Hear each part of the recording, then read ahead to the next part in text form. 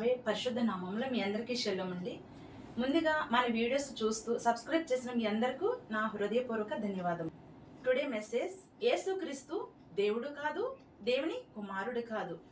దేవుడు అనే మాట సృష్టికర్తకి ఉపయోగించడంలో అందరికీ తెలియదు కాబట్టి ఆయన నామము దాని నిమిత్తమే దేవుడు అని సంబోధిస్తున్నాను.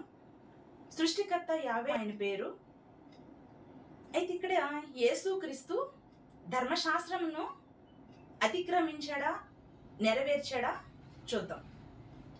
మత్తయి సువార్త 5వ అధ్యాయము 17వ వచనము, ధర్మశాస్త్రములైనను ప్రవక్తల వచనములైనను కొట్టివేయడానికి వచ్చితనని తలంచవద్దు, నెరవేర్చడానికి గాని నేను కొట్టివేయడానికి రాలేదు అని చెబుతున్నాడు యేషుమసీ అనే యేసుక్రీస్తు.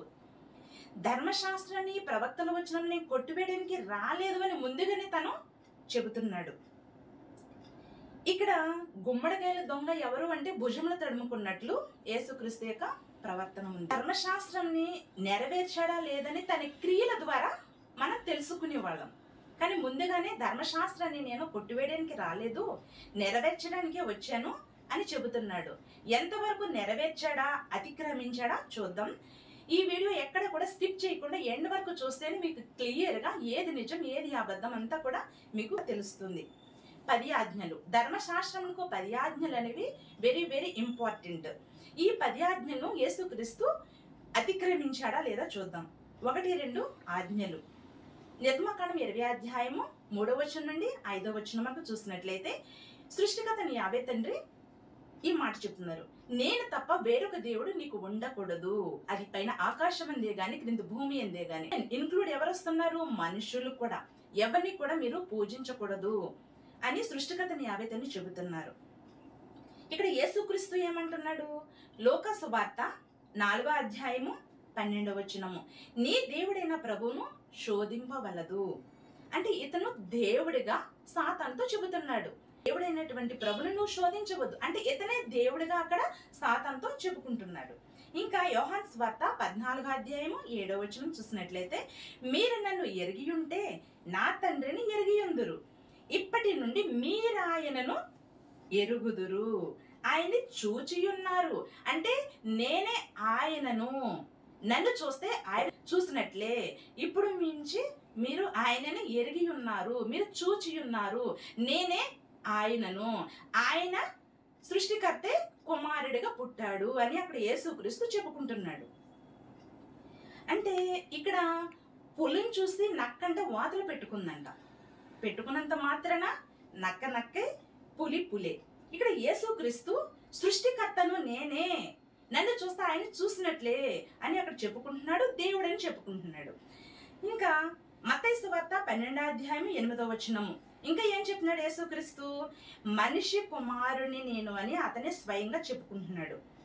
1 తిమోతి 2వ అధ్యాయము 5వ వచనము, యేసుక్రీస్తు అనే వ్యక్తి ఒక నరుడని క్రొత్త నిబంధనలో 13 పత్రికలు రాసినటువంటి సౌలు అనే పౌలు అక్కడ పౌలు చెప్తున్నాడు యేసుక్రీస్తు ఒక నరుడు అని 13 పత్రికలు రాసినటువంటి సౌలే స్వయంగా సాక్ష్యం చెప్తున్నాడు. ఇక్కడ యేసుక్రీస్తు ఏమంటున్నాడు? నేను మనిషి కుమారుని అంటున్నాడు. మనిషి కుమారుడని తనే స్వయంగా ఒప్పుకుంటున్నాడు.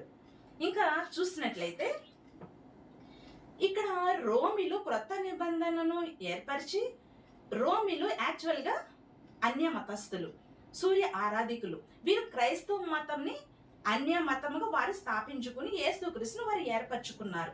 అయితే సృష్టికర్తకు యేసుక్రీస్తుకు ఓన్లీ యేసుక్రీస్తుని మనుషుల్లాగానే సృష్టికర్త యావత్తని సృజించారు, అంతవరకే. అంతేగాని సృష్టికర్తని ఒక అవతార పురుషుడిగా, సృష్టికర్త ఆయన ఏమి చేయలేక కుమారుడిగా పుట్టినట్లు వీళ్ళు రోమిలు రాసుకొచ్చారు. ఒక అవతార పురుషుడిగా సృష్టికర్తను వీరు చిత్రీకరించారు. ఇది అవాస్తవం. ఇది యేసుక్రీస్తు యొక్క పుట్టిక జన్మ రహస్యం గురించి ఒక వీడియోలో చూడండి, మీకు క్లియర్గా అర్థమవుతుంది. ఇంకా యోబు 15వ అధ్యాయం 14వ వచనం, స్త్రీకి పుట్టినవాడు ఏ పాటివాడు? అంటే ఇతను స్త్రీకి పుట్టాడు కదా, మరియంకే పుట్టాడు కదా. ఒక స్త్రీకి పుట్టినవాడు అతను ఏ పాటివాడు అని ఇక్కడ సృష్టికర్తని యావెతని వాక్యం సెలవిస్తుంది. గమనించండి నా ప్రియ సహోదరి సహోదరులారా, యేసుక్రీస్తు పుట్టాడు, 33 సంవత్సరాలన్నర ఉన్నాడని, యవన వయసులో చనిపోయాడని, అతను తిరిగి లేచాడని ఈ విధంగా చెప్పుకుంటున్నారు. మానవులు కల్పించుకున్న ఏర్పరచుకున్న దేవుడికి మాత్రమే పుట్టికలు మరణాలు ఉంటాయి. ఇది గమనించాలి. కీర్తనలు 102 అధ్యాయము 27 వచనం, యావే ఏకరీతిగా ఉండేవారు, ఆయన సంవత్సరములకు అంతం లేదు. అట్లాంటప్పుడు మధ్యలో అంతం ఎందుకు కలిగింది? అంతరాయం ఎందుకు కలిగింది? ఆయన అంటే సృష్టికర్త అంటే కుమారుడిగా జన్మించాడంట, బాలుడిగా ఉన్నాడంట, తర్వాత 33 సంవత్సరాలన్నర ఉండి యవన దశలో చనిపోయాడంట. ఈ చనిపోవడం ఎందుకు వస్తుంది? సృష్టికర్త ఆయన అంటున్నారు కదా, నేను ఏకరీతిగా ఉండేవాడిని, నా సంవత్సరములకు అంతం లేదు, ఎక్కడ కూడా పునఃస్టాప్ ఉండదు అని సృష్టికర్తని యావెతని సెలవిస్తున్నారు. ఇంకా చూసినట్లయితే మలాకి 3:6 వచనము, మార్పు లేనివాడు, నిన్న నేడు ఏకరీతిగా ఉండువారు. అంతేగాని బాలుడిగా జన్మించడం, యవన వయసులో చనిపోవడం, మళ్ళీ తిరిగి లేచాడని కట్టు కథలన్నీ కూడా అవన్నీ అవాస్తవం, కల్పించినటువంటి కథలు అని మీరు గమనించాలి. ఇంకా నేను తప్ప వేరొక దేవుడు లేడంటే నేనే దేవుణ్ణని అక్కడ సంబోధిస్తున్నాడు యేసుక్రీస్తు. ఇంకా చూసినట్లయితే అతను ఒక మనుషుడిగా తానే చెప్పుకుంటున్నాడు, అతను ఒక నరుడని అక్కడ సౌలు చెబుతున్నాడు. రోమిలకు రాసిన లేఖ 9వ అధ్యాయము 5వ వచనం, యేసుక్రీస్తు సౌలు ఈ విధంగా చెబుతున్నాడు, యేసుక్రీస్తు సర్వాధికారైన దేవుడై ఉండి నిరంతరము స్తోత్రార్హుడై ఉన్నాడు అని చెబుతున్నాడు సౌలు.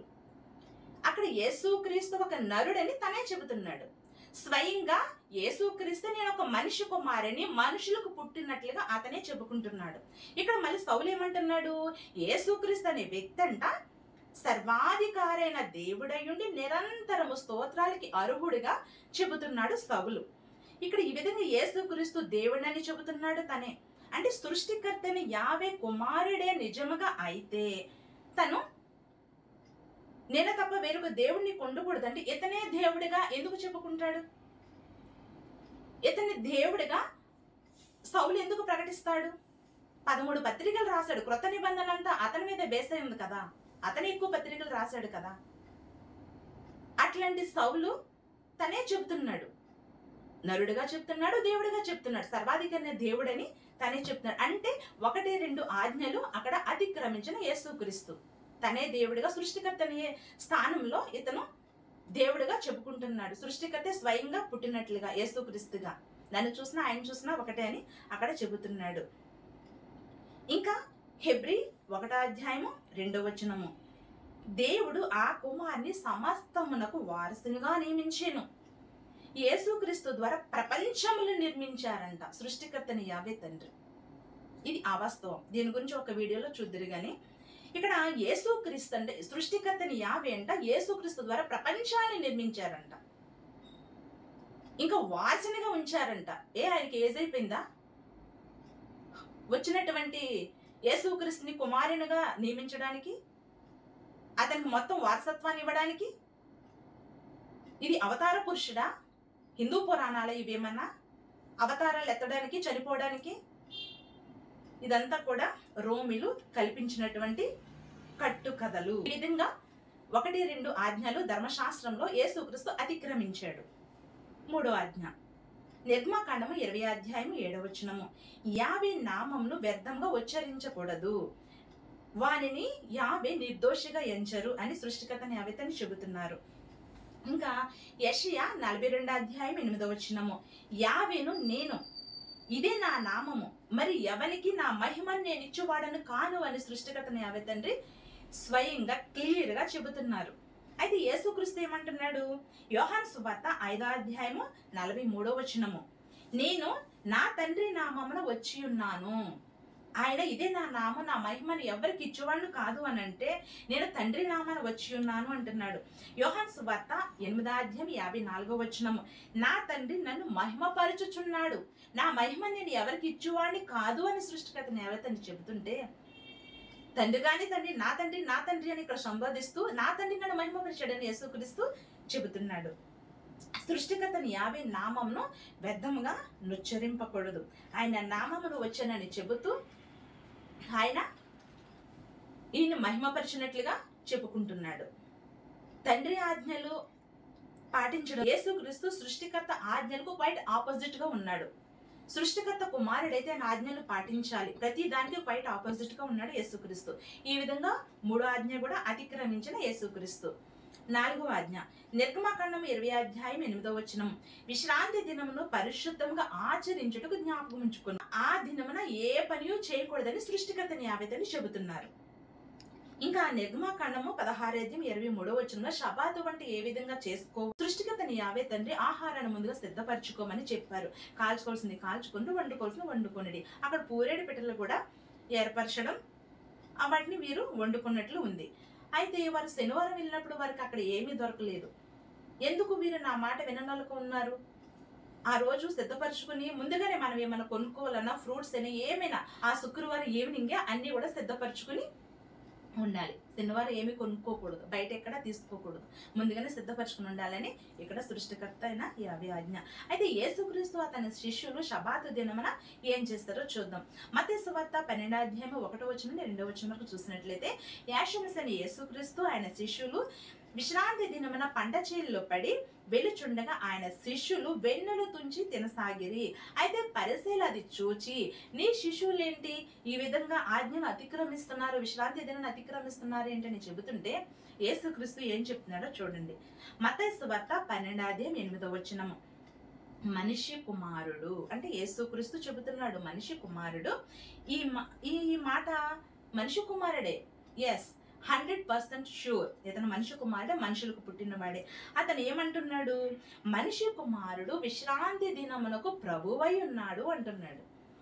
ఇక్కడ సృష్టికర్త యావే తండ్రి విశ్రాంతి దినాన్ని ఏర్పరిచారు, దాన్ని పాటించమన్నారు, పరిశుద్ధంగా ఆచరించమన్నారు. ఈ విషయం అందరికీ తెలిసిందే పరిశుద్ధ గ్రంథంలో.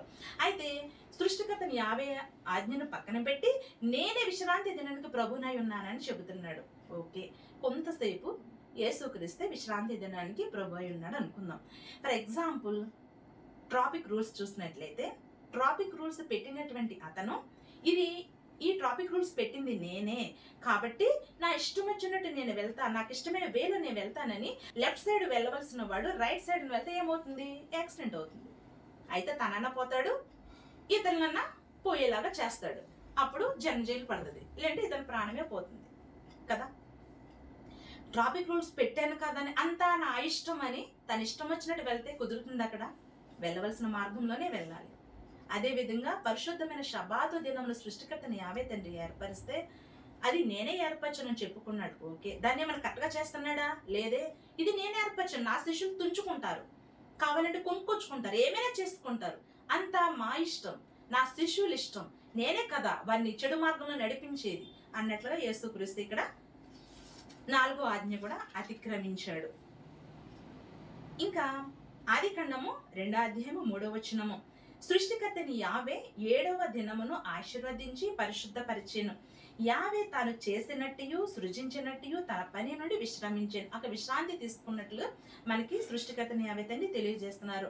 ఆ యొక్క విశ్రాంతి దినమును షబాతు దినమును పరిశుద్ధంగా ఆచరించినట్లు సృష్టికర్తని యావే తండ్రి చెబుతున్నారు. అయితే యేసుక్రీస్తు ఏమన్నాడు?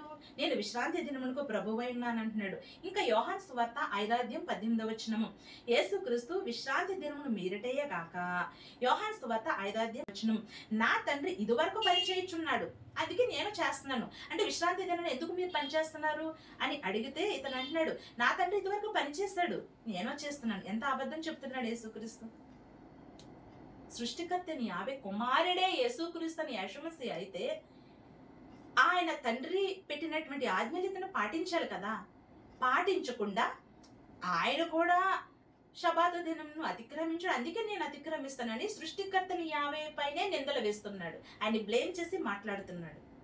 ఆదికాండంలో ఆయన 6 దినములు సృష్టిని ఏర్పరిచి 7వ దినంలో విశ్రాంతి తీసుకుని అది మనల్ని పాటించమని, ఒక పరిశుద్ధముగా చూడమని, జ్ఞాపకం చేసుకోమని సృష్టికర్తని యావే తండ్రి చెబితే, నా తండ్రి ఇదివరకు పనిచేస్తాడు, నేను చేస్తున్నానని అబద్ధం మాటలు చెబుతూ ఈ విధంగా 4వ ఆజ్ఞను కూడా అతిక్రమించిన, ధర్మశాస్త్రం అతిక్రమించిన యేసుక్రీస్తు అని యెషూమసీ. 5వ ఆజ్ఞ నిర్గమకాండము 20వ అధ్యాయము 12వ వచనం, నీకిచ్చుచున్న దేశంలో నువ్వు దీర్ఘాయుష్యమంతుడగునట్లు నీ తండ్రిని నీ తల్లిని సన్మానించుము. సన్మానించడం అంటే ఏంటండి? తల్లిదండ్రులకి లోబడి ఉండాలి, తల్లిదండ్రుల మాట వినాలి, వారిని బాగా చూసుకోవాలి. అదే కదా. అయితే ఇక్కడ లోక సువార్త 2 అధ్యాయం 41 నుండి 49 వరకు చూసినట్లయితే యేసుక్రీస్తు తన యొక్క ఫ్యామిలీతో యెరూషలేముకు పండుగకు వెళ్ళారు. అక్కడ ఆ పండుగలో తను వారి తల్లిదండ్రులతో పాటుగా బయలుదేరకుండా మధ్యలో ఆగిపోయాడు. వారు వస్తున్నాడు కదా, అందరితో వస్తున్నాడు అనుకుంటా, మన బంధుమిత్రులతో ఫ్రెండ్స్తో వస్తున్నారు అనుకుంటానికి వారి ముందుకు ప్రయాణం కొనసాగించేస్తారు. అయితే తీరా చూస్తే ఎవరిలోనూ లేడు. ఏంటి మన బిడ్డ ఏమైపోయాడని వారు వెతికి వెతికి వెతికి పాపం ఆఖరికి వారు పట్టుకుని, ఎందుకయ్యా ఇలా చేస్తావు, నీ తండ్రి నేను దుఃఖపడుచున్నాము అని ఎంతో బాధతో తల్లి అలసిపోయి 3 దినముల ప్రయాణం వెళ్ళి మరలా మధ్యలో నుంచి వెనక్కి వచ్చి అందరినీ అడిగి వెతికి వెతికి ఆఖరికి పట్టుకుని, ఎందుకయ్యా నువ్వు ఈ విధంగా చేస్తావు, మేము ఎంతో దుఃఖపడుచున్నాము అని అంటే, మీ దుఃఖం ఎవరికి కావాలి అన్నట్లుగా ఏమంటున్నాడు, ఎందుకు ఎదుగుతున్నారు, నా తండ్రి పని మీద నేను ఉండాలని మీకు తెలియదా అంటున్నాడు. ఇదేం ఆన్సర్ అండి? తల్లిదండ్రులతో మాట్లాడే విధానం ఇదేనా?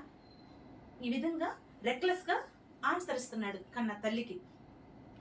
నిజంగానే పరిశుద్ధాత్మ వలన యేసుక్రీస్తు పుడితే గనుక అతను ఏం చేస్తున్నాడు, ఏ సమయంలో ఏం చేస్తాడు అన్నీ కూడా మరియమ్మకి తెలిసేది. ఇతను లోకపరంగా మనుషులకు పుట్టాడు కాబట్టి వారు క్యాజువల్గానే అతను ఎక్కడో ఉంటాడు, తప్పిపోయాడు అన్నట్టుగా వారు ఎత్తుక్కుంటూ వచ్చారు. అందుకే ఎక్కడ ఏంటయ్యా మాకు చెప్పకుండా ఉండిపోయావని మేము దుఃఖపడుతున్నాం కదా, ఒక మాట చెప్పాలి కదా, పలానా చోట ఉన్నానని అని తల్లి అక్కడ దుఃఖపడుతున్నా తల్లి మాట లెక్క చేయకుండా ఎందుకు వెతుకుతున్నారని రెక్లెస్గా అక్కడ ఆన్సర్ ఇస్తున్నాడు. ఇంకా యోహాను సువార్త 2 అధ్యాయం 1 నుండి 4 వరకు చూసినట్లయితే అక్కడ ద్రాక్షరసం, పెండ్లి విందులో ద్రాక్షరసం అయిపోయినప్పుడు ఇక్కడ ద్రాక్షరసం అయిపోయింది అని చెబుతుంటే, నాతో నీకేం పని అంటే, ఇక్కడ నాతో నీకేమి అంటున్నాడు. అంటే నాతో నీకేం పని, మైండ్ యువర్ బిజినెస్. ఎవరైనా ఆపోజిట్ లో ఉన్నప్పుడు నాతో నీకేంటి, నేనేం చేస్తా నీకెందుకు, నీ పని నువ్వు చూసుకో, మైండ్ యువర్ బిజినెస్ అని చెప్తారు కదా. కన్న తల్లితో నాతో నీకేంటి, నీకేం పని, నీ పని నువ్వు చూసుకో, మైండ్ యువర్ బిజినెస్ అన్నట్టుగా ఇక్కడ తల్లితో మాట్లాడే విధానం. యేసుక్రీస్తు చెప్పినటువంటి సమాధానం, అంత రెక్లెస్ గా చెప్పినటువంటి సమాధానం, నాతో నీకేమి బాబు, ఏంటయ్యా ఇప్పుడు వరకు ఎక్కడున్నావు కనిపించలేదు అంటే, నాతో నీకేంటి అంటే తల్లిదండ్రులు ఎంత బాధపడతారు. అదే సమాధానం, నేను కన్నవారమే, అలా చెప్తున్నావేంటి, ఎక్కడున్నావు ఏంటో మాకు ఇన్ఫర్మేషన్ ఇవ్వాలి కదా అని అంటాం లోకపరమైనటువంటి మనుషులమే. అట్లాంటి నిజంగా పరిశుద్ధాత్మ వలన పుడితే ఇతను అట్లాంటి సమాధానం ఎందుకు చెప్తాడు? సహనం ఏది, ఇక్కడ మాట్లాడే విధానం ఏది, ఇతన్న రోల్ మోడల్గా తీసుకునేది. ఈ విధంగా రోల్ మోడల్ తీసుకుంటే పిల్లలు చెడిపోతారు కదండి. గమనించండి ప్రియ సహోదరి సహోదరులారా. ఇంకా యేసుక్రీస్తు తల్లిదండ్రుల్ని సన్మానించమంటే వారిని సన్మానించడం లేదు, ఇంకా రెక్లెస్గా చాలా గర్వంగా సమాధానం ఇచ్చాడు, వారిని అసలు లెక్క చేయలేదు. ఇంకా ఆ విధంగానే కాదు, తల్లిదండ్రులు సన్మానించమన్నారు, ఇంకా అది అతిక్రమించాడు. ఇంకా నిన్ను వలె నీ పొరుగు వారిని ప్రేమించమని సృష్టికర్తని యావే తండ్రి లేవికాండము 19 అధ్యాయం 18 నిన్ను వలె నీ పొరుగు వారిని ప్రేమించవలెనని సృష్టికర్తని యావే తండ్రి చెబుతున్న మాటైనా విన్నాడా లేదో చూద్దాం. మత్తయి సువార్త 10 అధ్యాయం 30 నుండి 37 వరకు చూసినట్లయితే, నేను భూమి మీదకి సమాధానమును పంపవచ్చితనని తలంచవద్దు. మరి దేనికి వచ్చాడైనా? సమాధానాన్ని పంపడానికి, సమాధానం ఇచ్చుటకు కాదా, దేనికి వచ్చాడు అని చూసినట్లయితే, ఖడ్గమునే గాని సమాధానమును పంపుటకు నేను రాలేదు అని అతనే స్వయంగా యేసుక్రీస్తు అక్కడ చెప్పుకుంటున్నాడు. నేను పంపవచ్చితనని, సమాధానం ఇవ్వటానికి వచ్చానేమో అని మీరు అనుకుంటున్నారేమో, పొరపాటది. నో వే, నేను దాని గురించి రాలేదు, ఖడ్గమునే పంపడానికి లోకానికి వచ్చాను అని అక్కడ యేసుక్రీస్తు స్వయంగా చెప్పుకుంటున్నాడు. దేనికోసం వచ్చాడంట? కలహములు పెట్టుటకంట, అంటే కలహాలు పెట్టడానికి వచ్చాడంట. క్రైస్తవ మతంలో సృష్టికర్త యావే బిడ్డనని చెప్పుకుంటూ ప్రజల్ని మోసం చేయడానికి వచ్చి కలహాలు పెట్టడానికి వచ్చానని తనే స్వయంగా చెప్తున్నాడు. ఏం కలహాలు పెట్టాడు? ఒక మనుషునికి అతని తండ్రికిని, అంటే తండ్రి కొడుకులకి గొడవలు పెట్టడానికి వచ్చాడంట. ఇంకా అత్తా కోడలికి గొడవలు పెట్టడానికి వచ్చాడంట. కుమార్తెకు ఆమె తల్లికి విరోధము పెట్టవచ్చి తిని.